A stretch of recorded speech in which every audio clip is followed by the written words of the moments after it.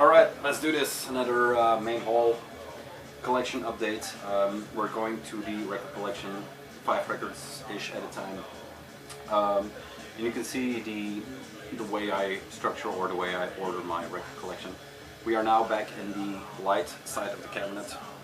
On the record player I was going to put on Destruction from last time, but I decided to do Venom Black Metal because I couldn't remember the school track I was talking about is of course Teacher's Pet number 6 on the A sides.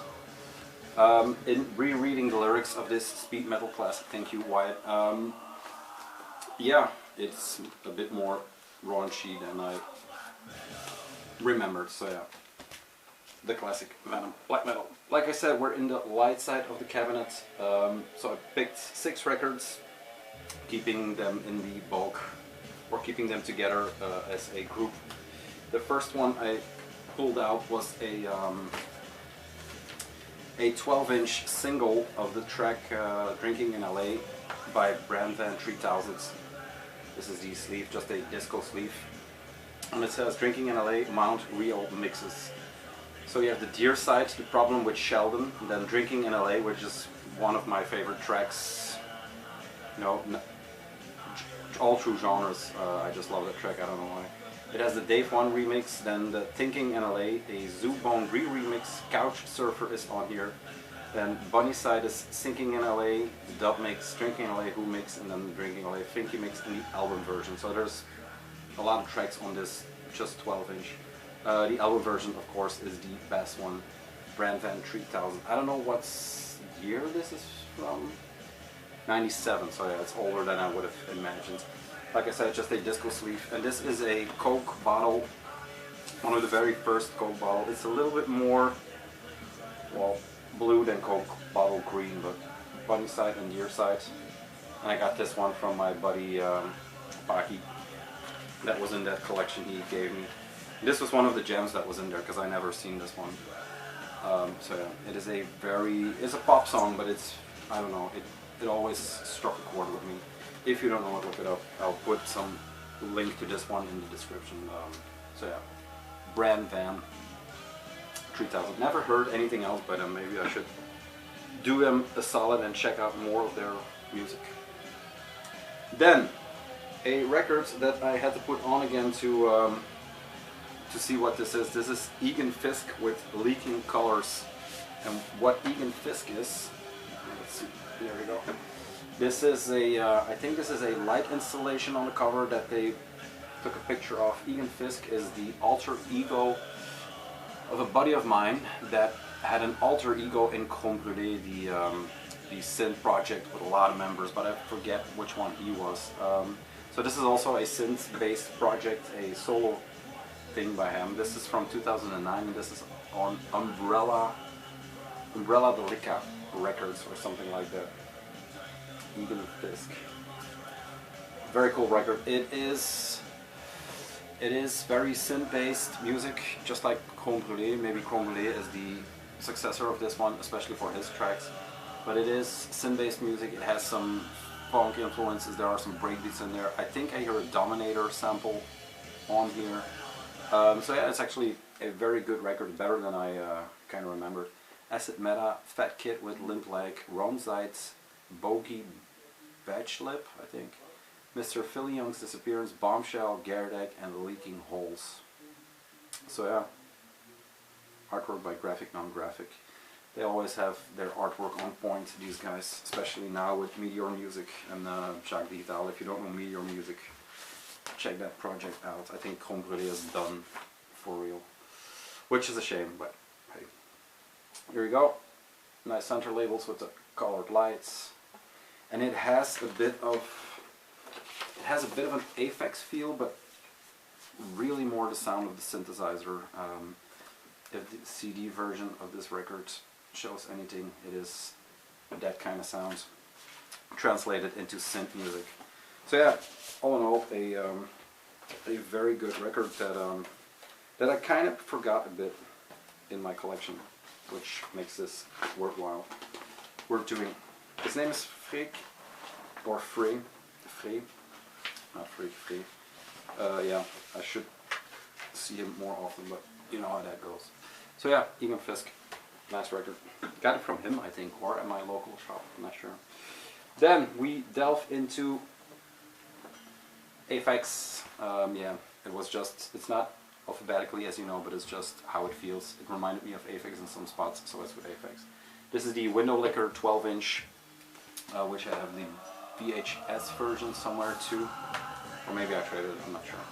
Very disturbing cover with Richard James' his head on a female body. If you don't know the clip for this Window Licker, I encourage you to look that up, because this picture is by Chris Cunningham, and the entire clip for this track is from the hand of Chris Cunningham, which is one of my favorite video artists ever. Look it up. He made tracks for Afrika Bambaataa, he did Aphex Twin, Björk, tons of other stuff, but always great. He did that PlayStation commercial, for example, and tons of other stuff. Yeah, Window Licker. There's another weird track on here with a lot of symbols, and then Nanu, and this is from '99, so we stay in the same realm as the Drinking in LA. This is just a straight up, nothing special, 12-inch of that song, the EP by Aphex, and those are some more of the artworks from the video, or more pictures from the video. It is something to behold. It was a booty clip before there were all those booty clips, but with a Aphex Twin twist. Look at me talking about a video that is 20 years old, like no one saw it, but there's always somebody who didn't see it. So Aphex Twin. Then his last full length, you have to see for the title, it's called Cyril.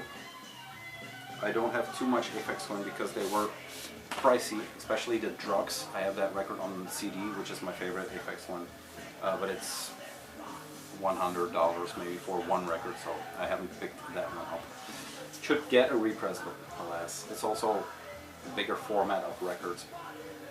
This is Cyril, a triple gatefold on Warp that came out, I think, about 2 years ago now, maybe. It was kind of the return of Aphex because it was quiet for a while. And it is a beautiful triple gatefold. A very nice artwork by the man himself. Yeah, it's boring as shit. I haven't listened to it too much, in all honesty. But yeah, you kind of get what he was going for. It is just black. The center labels kind of have some more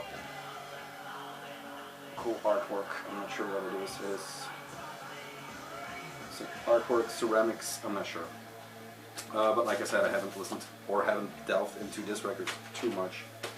I don't know why. Let's change that with this video. I'll show one more because I think they are all kind of the same looking. Yeah, they are definitely 100% the same center labels on each record. I have to check that it is not all the same record, but okay. I'll do that after the video. Yeah, Aphex. A pioneer in the genre that is Aphex Twin. It's kind of easy to be a pioneer in your own genre, so he did that, and all kudos go to him because, yeah, incredible artist, incredible videos, incredible music. But there you go. English producer Richard D. James. Is there something more on here? This is from 2014, so fuck me, this is 4 years old, 5 years old, 2 years old, huh? Right. My kid is 2 years old, let alone that record. Then this is the Twin Collapse EP by Aphex, and this should have came out, if I'm not mistaken, last year. Let's see, 2018, so yeah, I'm not too far off the mark. This is the augmented reality, 3D, whatever you want to call it, special edition of this record. Turns out they made a lot of this. I don't think this is too limited or too worth anything. T96 Collapse, First 44, and T1, it's all weird tracks. There you go, there's the track listing, a big sticker on it. It comes with this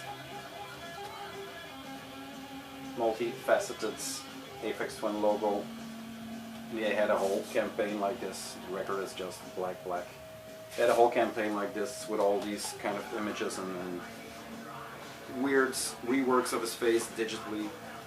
I bought this at my local shop and they gave me this Aphex window sticker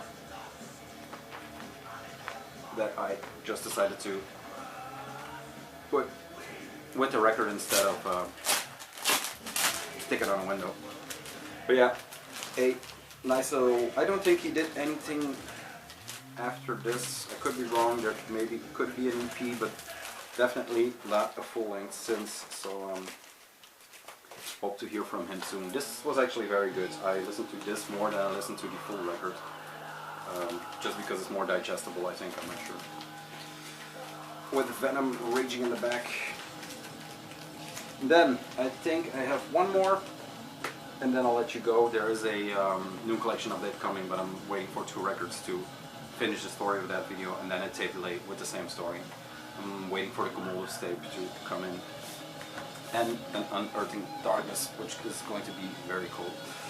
The last thing I have to show you guys is the Tarot Sports from Fuck Buttons. This is on ATP Records, and this came out a long time ago. This is mint, this thing. I don't know how I kept this looking so clean, but it is a gorgeous sleeve.